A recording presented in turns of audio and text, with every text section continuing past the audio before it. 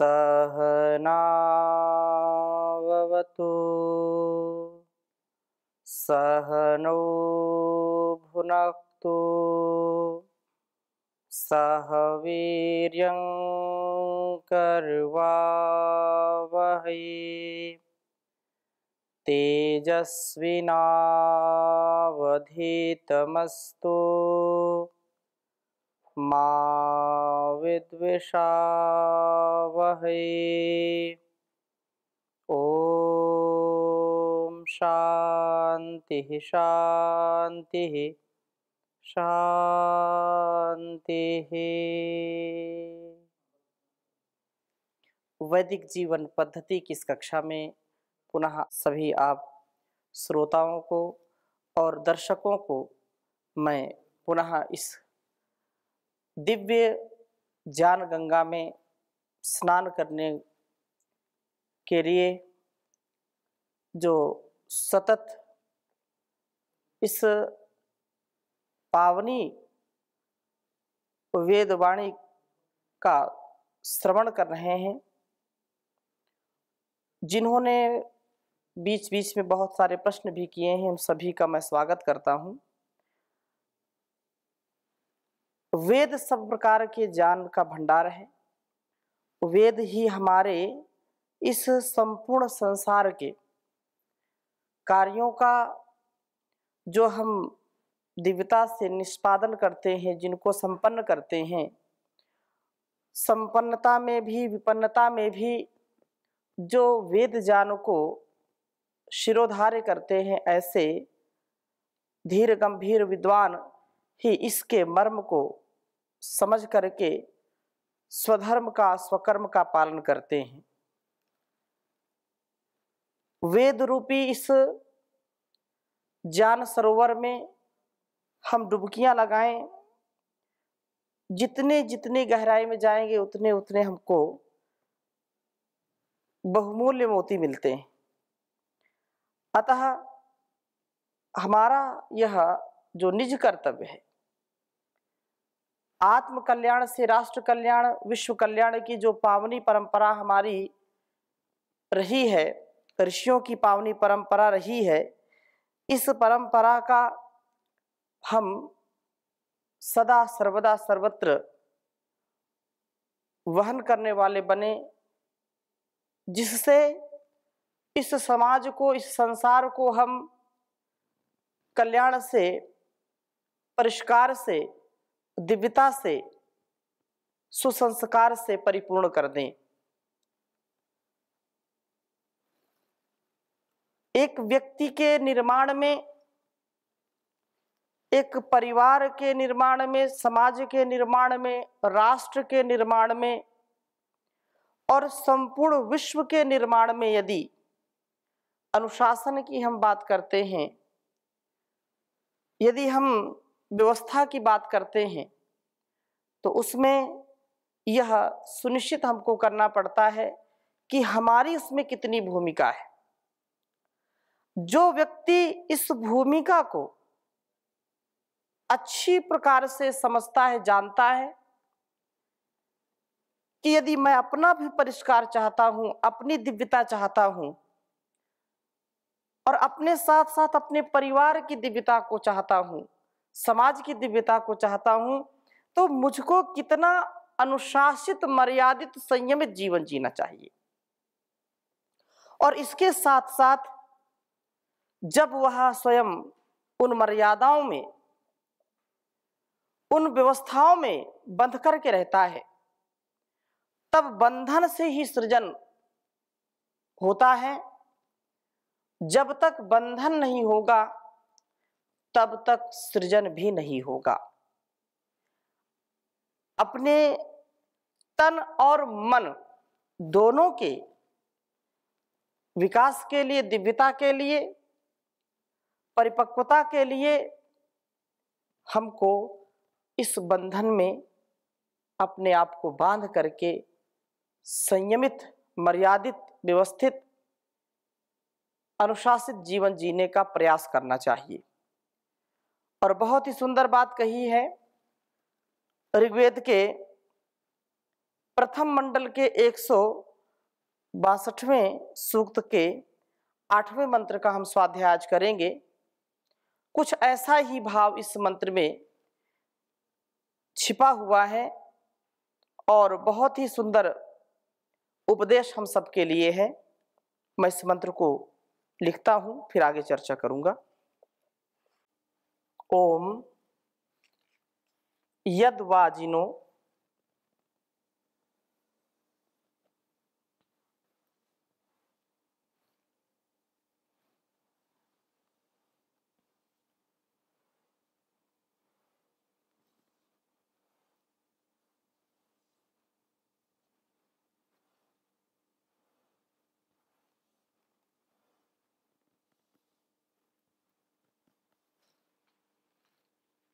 दाम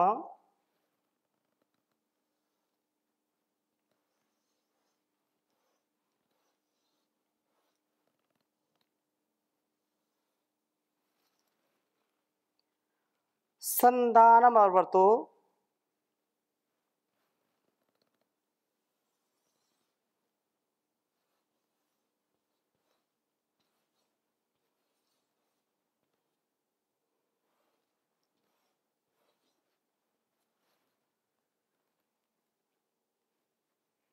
संदानम अर्वतो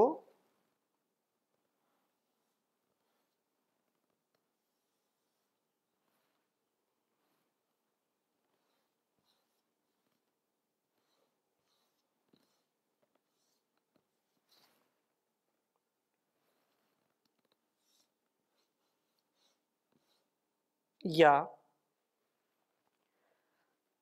शीर्षया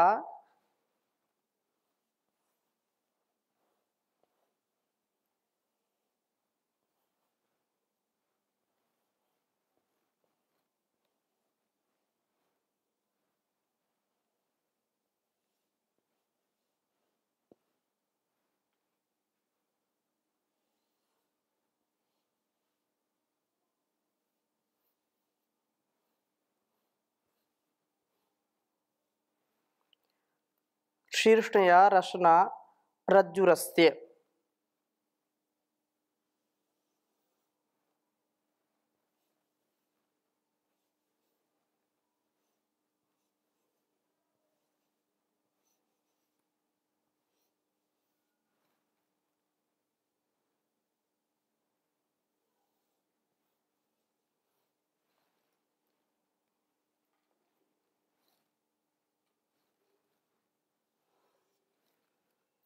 यद्वा घास्य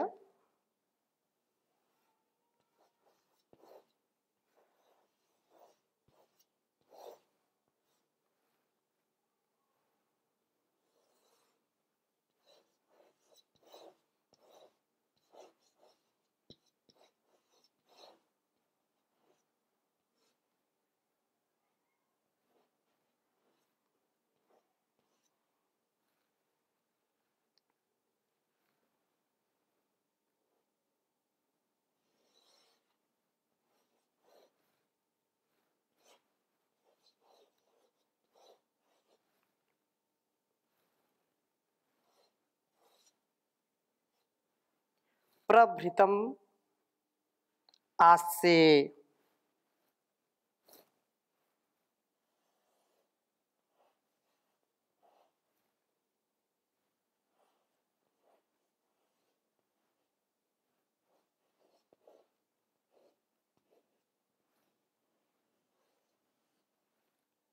तृणम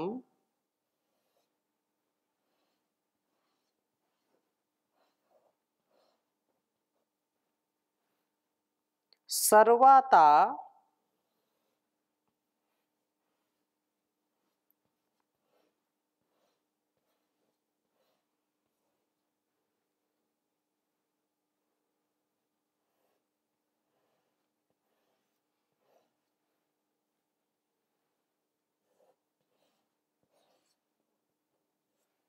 सर्वाताते अपि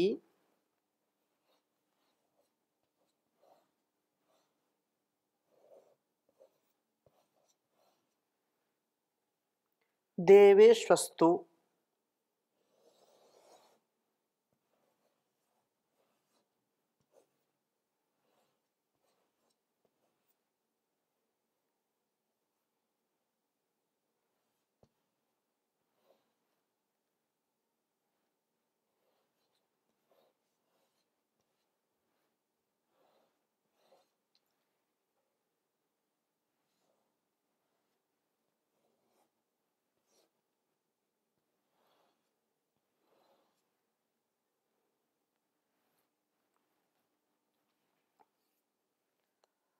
ओम यद्वाजिनो दाम संदानम अवरुतो या शीर्षया रसना रज्जुरस्ते यद्वाघास्य प्रभृतमास्य तृणम सर्वाताते अपि देवेश्वस्तु। बहुत ही सुंदर बात कही है, पुनः उच्चारण हम करते हैं। ओम यद्वाजिनो दाम संदानमर्वतो या शीर्षणया रसना रज्जुरस्य यद्वाघास्य प्रभृतमास्ये तृणं सर्वाताते अपि देवेश्वस्तु। ओम यद्वाजिनो दाम संदानमर्वतो या शीर्षणया रसना रज्जुरस्य यद्वाघास्य प्रभृतमास्ये तृणं सर्वाताते अपि देवेश्वस्तु। वेद मंत्र का भावार्थ समझने का प्रयास करते हैं। कहा है कि यत जो वाजिनः शक्तिशाली पुरुष की दाम ग्रीवा बंधन रज्जु है, अर्थात ग्रीवा व कंठ का संयम है। यहां जो दाम की बात है, दाम अर्थात बंधन, रज्जु, रस्सी। तो रस्सी या बंधन जिससे बांधते हैं वो दिव्यता का कारण बनता है। बंधन हमारी दिव्यता का कारण बनता है। तो हम अपनी इस दाम ग्रीवा बंधन रज्जु है, यहां पर ग्रीवा अपना जो कंठ है, कंठ में बंधन का पालन करें। अर्थात कहने का आशय क्या है कि हम अपने कंठ से मर्यादित वाणी का ही प्रयोग करें, मर्यादित संयमित बात ही कहें। कोई भी बोलचाल हम करें तो लोग कहते हैं पहले तोलो फिर बोलो। यदि हम जो भी मन में आया और उसको हम बोल दें, हमने विचार नहीं किया कि यह मर्यादित है, यह उचित है या अनुचित है, हमने बात को बोल दिया, तो बात की ही करामात है, लोग कहते हैं। यदि बात हमारी ठीक नहीं है तो वह अपमान करा सकती है हमारा। जहां सम्मान होना चाहिए था वहां अपमान हो जाता है। इस दृष्टि से अपने वाणी व्यवहार को, अपने कंठ को संयम की डोर में, संयम की रस्सी में बांध करके रखना चाहिए। ऐसा नहीं कि हड़बड़ा के कुछ भी बड़बड़ा गए और फिर वातावरण को हम दूषित कर दिया। बात ही हाथी पाइए, बात ही हाथी पाओ। पहले के राजा महाराजा इतने बात के धनी होते थे और बात पर बहुत ही आश्चर्यजनक पुरस्कार भी देते थे। राज दरबार लगा है, कोई भी व्यक्ति आता था, विद्वान आता था, कोई भी संत आता था, तो अपनी बात कहने की स्वतंत्रता उसको होती थी। और राजा यदि प्रसन्न हो गया तो कई हाथी, घोड़े, कई गांव उसको दान में दे देते थे। लेकिन उसी सभा में यदि बात में थोड़ी सी भी कहीं पर नुक्ताचीनी हो गई, कहीं पर त्रुटि हो गई, बात ठीक नहीं हुई, राजा को पसंद नहीं आई, तो जिस बात की करामात से राजा हाथी दान में देता था, उसी बात की त्रुटि से उसी हाथी के पैरों के नीचे उसको कुचला देते थे, उसको मृत्यु दंड दे देते थे।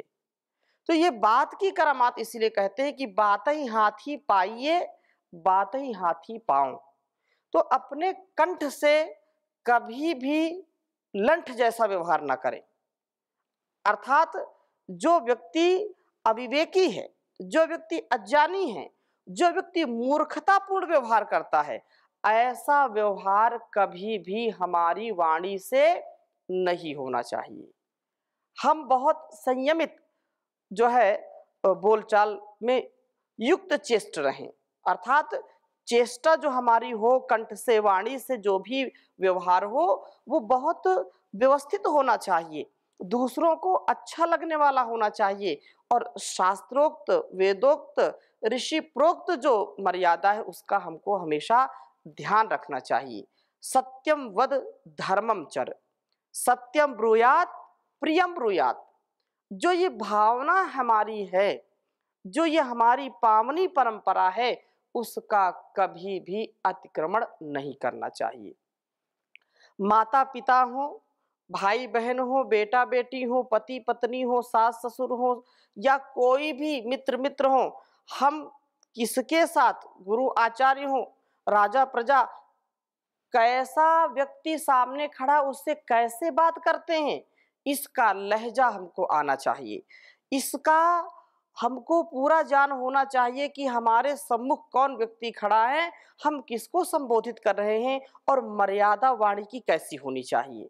जिस व्यक्ति के अंदर ऐसा विवेक उत्पन्न हो जाता है, जिस व्यक्ति के अंदर ऐसा ज्ञान उत्पन्न हो जाता है, वो कभी भी वाणी का दुरुपयोग नहीं करता है।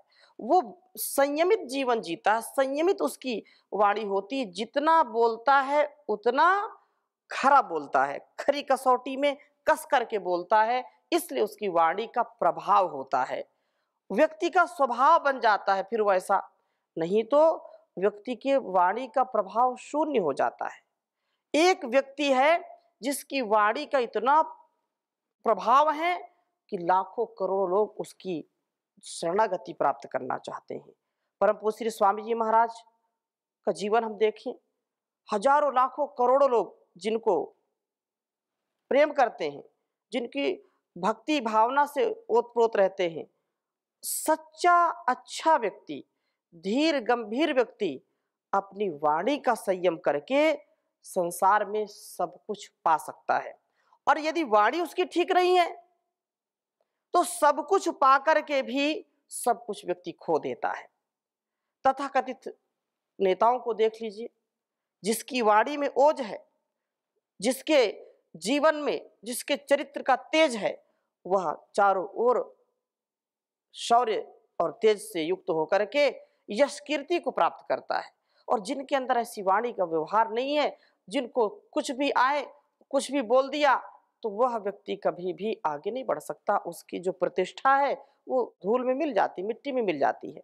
इसलिए कहा कि वाणी हमारा बहुत बड़ा आभूषण है। भर्तृहरि कहते हैं केयूराणि न भूषयन्ति पुरुषं, हारा न चन्द्रोज्ज्वला,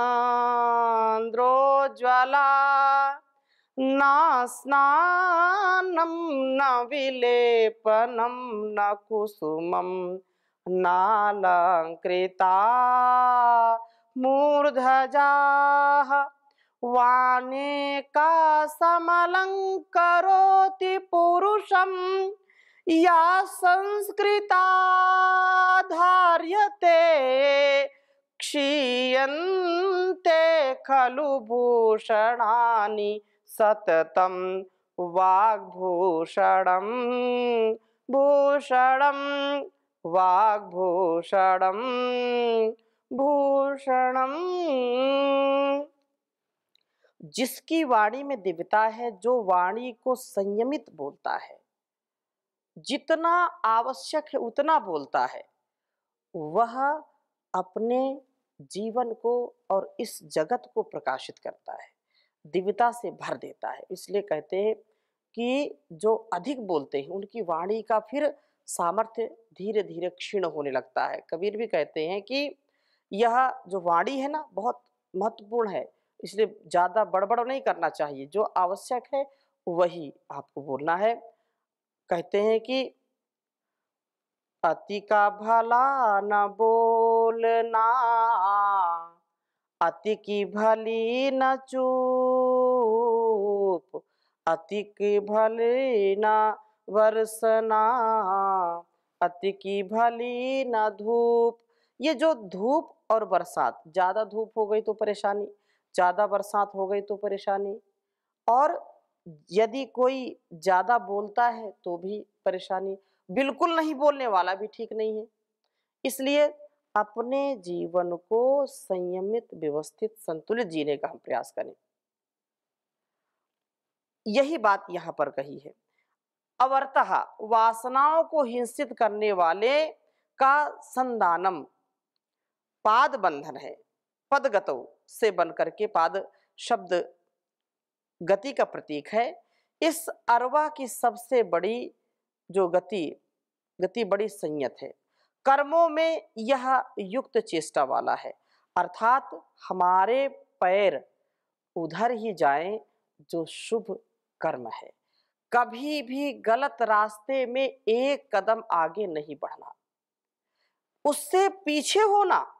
जो अधर्म का मार्ग है, जो अधर्म से युक्त कर्म है, जो पाप से युक्त कर्म है, उसमें कभी भी हमारी गति नहीं होनी चाहिए, अर्थात उसका कभी भी आलंबन नहीं लेना चाहिए। इसलिए कहा पैर बंधे। कोई बोलता है मेरे हाथ बंधे हैं, मेरे पैर बंधे हैं, अर्थात उस ओर मेरी कोई गति नहीं, मेरा कोई ऐसा कर्म नहीं कि मैं उधर यह कार्य कर सकूं।